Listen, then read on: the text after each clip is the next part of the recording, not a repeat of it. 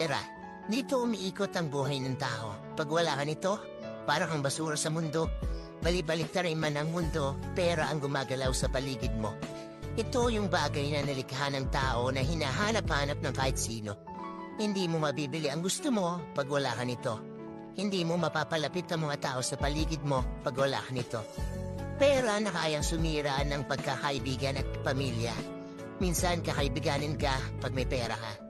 Kikilalanin kang kapamilya pag asensado ka. Pero pag nawala sa iyo ang pera mo, lalabas ang tunay na hulay ng nasa paligid mo. Matutong magtabi para sa sarili, huwag bigay dito, bigay doon. Kasi sa huli, ikaw din ang mamumulubi.